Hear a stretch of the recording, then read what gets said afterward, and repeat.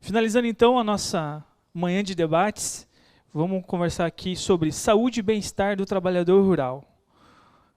O nosso palestrante é o senhor Irineu Zambaldi, ele é diretor técnico executivo da Ampara, Associação Norte Paranaense de Revendedores Agroquímicos.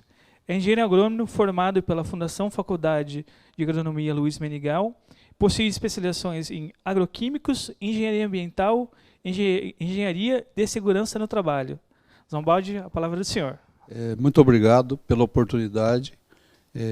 Bom dia a todos, né?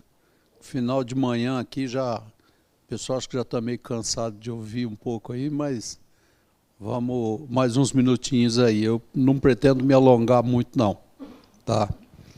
E eu venho trabalhando já com essa área de segurança do trabalho há um bom tempo e é uma área que realmente é necessária. Nós temos que estar com isso em conformidade.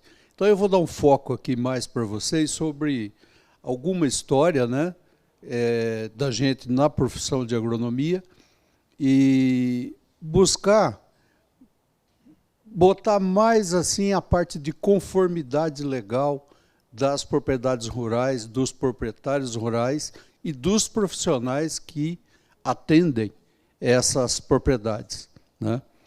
Então, eu me formei no início da década de 80. Não vamos fazer conta não, tá, gente? Fica ruim aí. Mas, naquela época, o desafio que a gente tinha era autossuficiência na produção de alimentos. Então, o país importava tudo. Tinha época que ficava 1 mês, 2 meses sem tomate nos mercados, porque deu uma condição climática, perdeu tudo, não tinha insumos, e o pessoal mais novo aí não viveu isso. Então, não tem essa noção, né, essa experiência. E muito o país perdeu com isso. Tinha época que nós não tínhamos feijão. Tinha que importar feijão do México, dos Estados Unidos, de outros países, da África, né? Para poder abastecer o mercado brasileiro, que era um mercado dependente de muita coisa importada, inclusive arroz importado de vários países. Então, quem for mais antigo aí lembra dessas coisas e sabe muito bem do que a gente está falando aqui. Então, eu, vamos dizer assim, vim à tona na agronomia com o desafio de auxiliar profissionalmente para que o país deixasse de ser um importador de alimentos, tá? E creio que hoje essa missão foi cumprida, e muito mais do que cumprida, porque o país hoje é grande exportador de alimento e, muito ao contrário daquela época, hoje o mundo depende de nós para comer. Muitas populações hoje dependem do Brasil para comer. Muitas entidades reclamam, muita soja, muito milho, muita cana, muitas grandes culturas, mas o Brasil tem uma vocação para isso. E são culturas necessárias. Soja e milho são a base para a produção de carnes, tá? Então, o frango, o suíno, mesmo o confinamento bovino e outros animais não conseguem viver sem a proteína da soja e a energia do milho. E quem que produz isso? Países que têm áreas agricultáveis grandes, né? Então, gente, vão mexendo nisso daqui.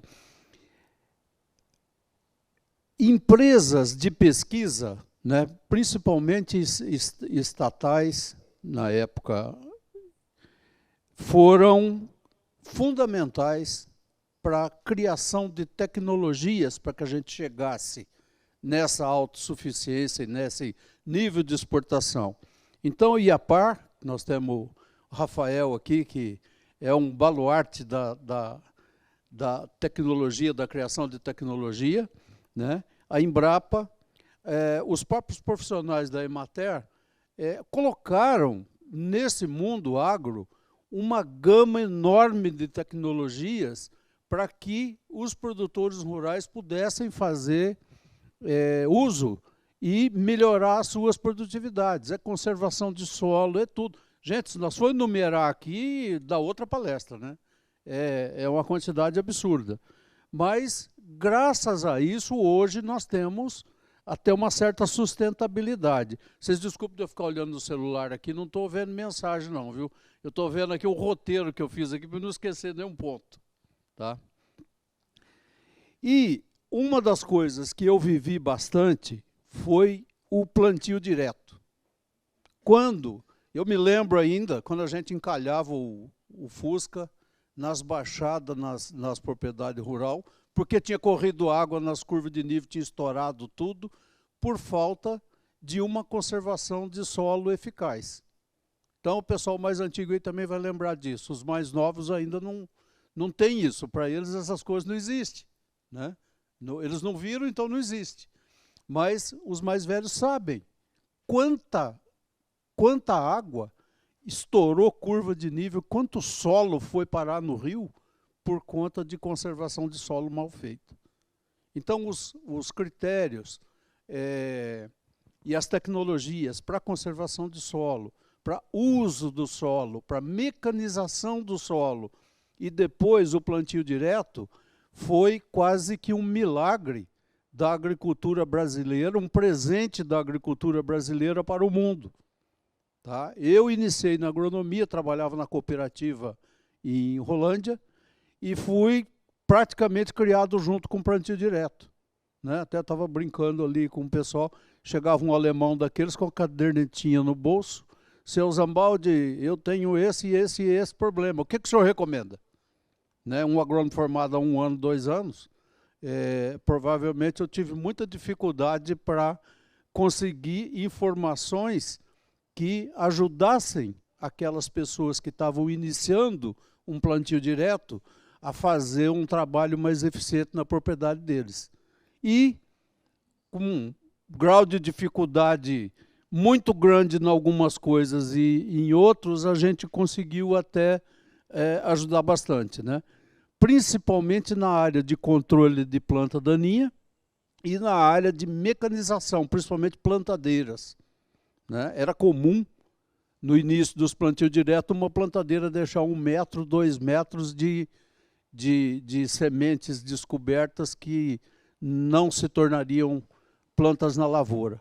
Então, isso trazia um prejuízo enorme, porque nascia muito mato, não fechava o solo, né? Não tinha cobertura, sombreamento na área, e as plantas daninhas vinham e vinham com força.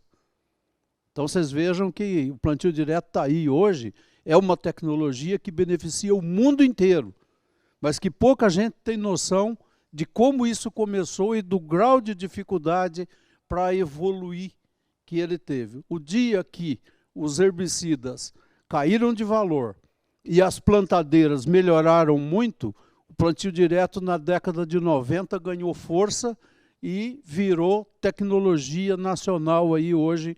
Está aí os dados que os colegas passaram que foi uma revolução, vamos dizer assim, que muitos países estão copiando essa revolução que foi criada no Brasil hoje, por heroísmo de alguns agricultores e de alguns profissionais que iniciaram.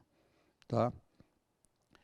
Também, vamos dizer aqui, a indústria química que evoluiu, trouxe muitos produtos, beneficiou muita gente, queira ou não queira, hoje nós estamos aí tentando substituir produtos químicos mais perigosos, ou mais tóxicos, ou menos eficazes, por produtos biológicos, etc., por produtos menos tóxicos, né?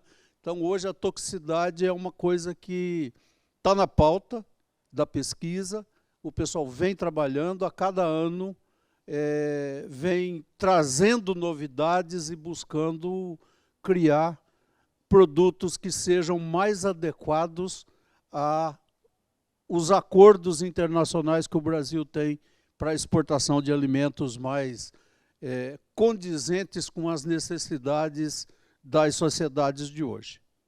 Tá? Mas os mais antigos comeram porque tinham esses produtos, porque senão nem comida teria.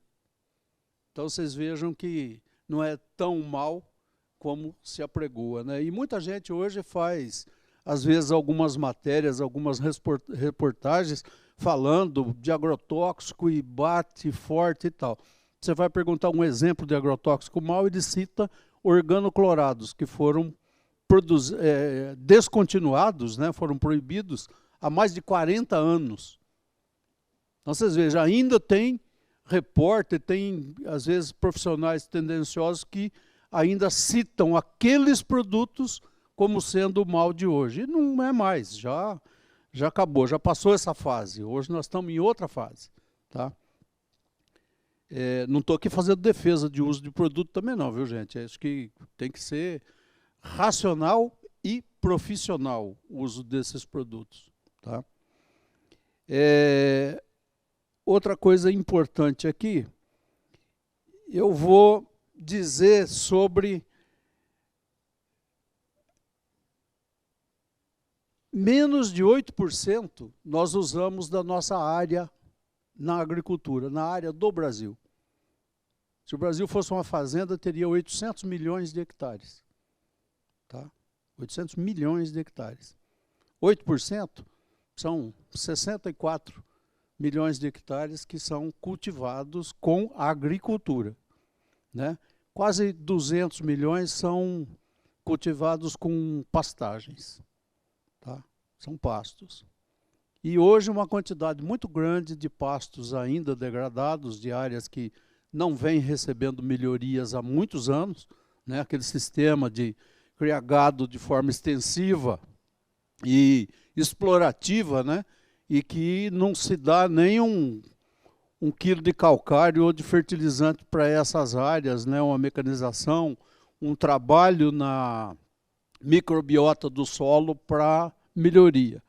E a gente sabe que um solo precisa de tratamento, senão ele não consegue sustentar, né, as plantas. E hoje nós falamos em sustentabilidade. Sustentabilidade é uma palavra até simples de ser dita, mas muito difícil de ser cumprida à risca. Então, quando a gente fala disso, é importante frisar que o solo é o fundamento, ele é a base, é o alicerce da agricultura. Um solo equilibrado vai conseguir produzir permitir a produção mais equilibrada, menos pragas, mais estabilidade na produção, etc. Então, é fundamental. Tá? Não vou aqui citar tanto dado, nem tanto número, gente. Eu vou falar de forma mais conceitual, para que vocês entendam, talvez, o caminho a seguir, e não os detalhes, né? Então, eu vou falar um pouquinho sobre conformidade legal das propriedades rurais. Tá? Hoje, nós temos um arcabouço legal aí muito, muito grande. Temos um judiciário atuante, muitas vezes com critérios mais ideológicos do que técnicos, e precisamos estar cuidando disso também, mas precisamos nos ater a como trabalhar legalmente uma propriedade. Então, o fundamento disso é trazer sempre, primeira tarefa para um produtor rural que queira trabalhar conformidade legal na propriedade, é trazer profissionais competentes para fazer um diagnóstico. Fazer uma auditoria na propriedade e ver tudo que está sendo feito de correto e tudo que está sendo feito de incorreto. Tudo que falta fazer. Né? Mesmo porque tudo aquilo que falta fazer pode se transformar em autuações, em multas e prejuízo para as propriedades, para o proprietário. Então, há que se fazer a conformidade legal. É preciso isso. Os sindicatos têm ajudado nisso, mas eu acho que para aprofundar esse assunto há necessidade de profissionais competentes, treinados, experientes. Tá? Não é profissionais que acham que sabem, é profissionais experimentados que vão lá fazer um diagnóstico e vão dizer, olha, o seu funcionário está precisando fazer uma NR31 aqui, esse treinamento o senhor não fez ainda.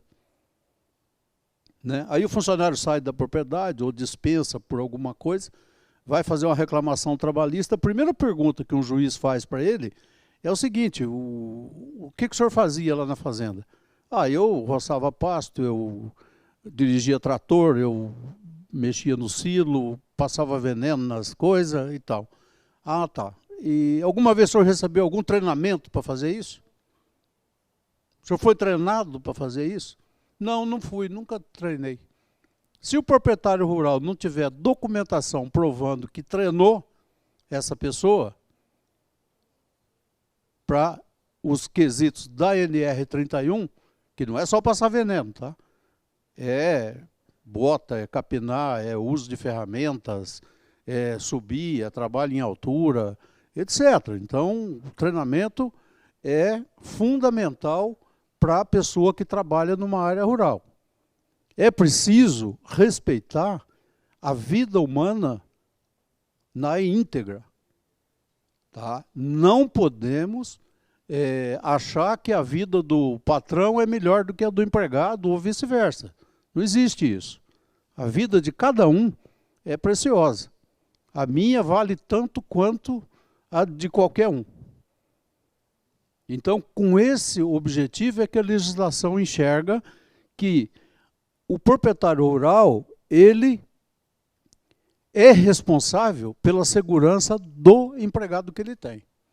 Né? Então, isso é uma conformidade legal que as propriedades precisam ter para que, ao aferir exportação do material que ela produz, né, dos produtos que ela produz, seja carne, seja grãos ou frutas, ou qualquer coisa, vai para um mercado, quando eles fazem uma auditoria lá onde que isso foi produzido, eles querem um certificado. Esse certificado tem que dizer se a tratativa legal com a mão de obra disponível na propriedade está sendo feita da forma correta. Então é nesse sentido. Tá? Então precisamos estar atento a isso para não esbarrar nessas questões de treinamento. Eu não vou aqui determinar tudo o que precisa fazer o empregado, porque a lista é bastante grande. São 35 normas trabalhistas que existem e têm força de lei. Então, só um profissional da área mesmo é capaz de fazer uma auditoria, uma verificação na propriedade e ver o que é necessário fazer para dar conformidade legal nisso. Tá? Pode custar um pouquinho no início, mas depois eu acho que é uma tranquilidade para quem tem funcionários. Tá? Outra coisa importante que eu vejo são as aplicações de produtos químicos, né? E fitossanitários. Eu prefiro chamar de fitossanitário do que de agrotóxico, tá, gente? Eu acho esse termo agrotóxico muito tendencioso, assim como defensivo, eu acho também bastante tendencioso. Quando a gente chama de fitossanitário, é um nome mais profissionalmente correto. Tá? E hoje, não só produto químico é fitossanitário, como nós temos já uma gama enorme de produtos biológicos sendo formulados e aplicados para controle de pragas e doenças nas lavouras. Então vejam vocês, a busca por produtos, por controle de praga, de planta daninha, mais adequados a uma produção saudável, tanto para o ambiente quanto para as pessoas, ela vem profissionalmente evoluindo ao longo do tempo de uma forma importante. E acho que tanto o produtor rural quanto os profissionais precisam estar muito atentos a isso para lançar mão de tecnologias cada vez mais aceitas e exigidas, né, mundialmente pelas sociedades. E por acordos que muitas vezes o Brasil é signatário no mundo inteiro. E o Brasil precisa respeitar. Então, muitas vezes a gente até às vezes dá umas broncas aí, acha que a fiscalização está muito rigorosa ou coisa desse tipo, mas há necessidade de entender que o país está precisando se adequar a algumas coisas às vezes. Tá? Então, eu vou buscar, fico à disposição de vocês para que vocês possam perguntar alguma coisa, se houver interesse. Se eu puder informar, né, de bate-pronto assim, mas fico à disposição de vocês. E vou encerrar por aqui, até porque tinham me dado 10 minutos, eu acho que eu já gastei mais do que isso. Tá? Muito obrigado a todos. Obrigado. Oi. Muito obrigado, Zambaldi, pelas suas colaborações aí. O quanto é amplo, né, esses trabalhos, né, dentro do agronegócio, dentro da busca dessa sustentabilidade. Sustentabilidade é a maior rentabilidade, é o maior retorno, é a maior valorização da produção agrícola dentro do agronegócio brasileiro. Então, nós caminhamos aqui para o fim. Quero agradecer em nome do Clube de Engenharia e Arquitetura de Londrina, do CEAL, no qual também coordeno a Câmara Técnica de Meio Ambiente lá do clube, os nossos parceiros, apoiadores, né, os patrocinadores do evento. Quero colocar para vocês aí o nosso agradecimento. Esse material fica registrado para poder compartilhar nas redes sociais, né? Foram registrados todos os momentos aqui com imagens, fotografias, e a gente em breve vai estar colocando isso à disposição do público. Vou passar agora a bola para o Tiago aqui, para poder fazer o encerramento. E, de nossa parte, muito obrigado. Sejam todos aí muito gratos aí por tratar desse assunto. Obrigado. Agradeço a todos também. Agradeço a todos também que estão presentes aqui, conseguiram passar essa manhã, ver tantas novidades, tanta informação positiva. Queria agradecer também o pessoal que acompanha a gente no YouTube. Trouxe alguns nomes aqui do pessoal que estava comentando lá. Agradecer a RBA Engenharia, a Tainá Fortunato, o Gervásio Vieira, a Lutécia Cândido, o Reinaldo Righetti, o André Vinícius e mais outros que estavam aí acompanhando a gente pelo YouTube. Muito obrigado a vocês que estiveram aqui presentes também. Eu creio que foi um evento fundamental para a gente abrir os nossos horizontes, as possibilidades que existem, né? Há um caminho traçado arduamente por muitos produtores aqui, por muitos pesquisadores, e daqui para frente tem um grande caminho e oportunidades a serem seguidas. E aqui foi uma janela para a gente conhecer essas oportunidades. Espero que daqui para frente todos tenham essa mentalidade aberta. Quem tiver dúvida, pessoal, manda para a gente no YouTube ali, no comentário, ou pode entrar também nas nossas mídias sociais, deixar lá que a gente vai responder um por um, tá bom? Muito obrigado a todos e até mais.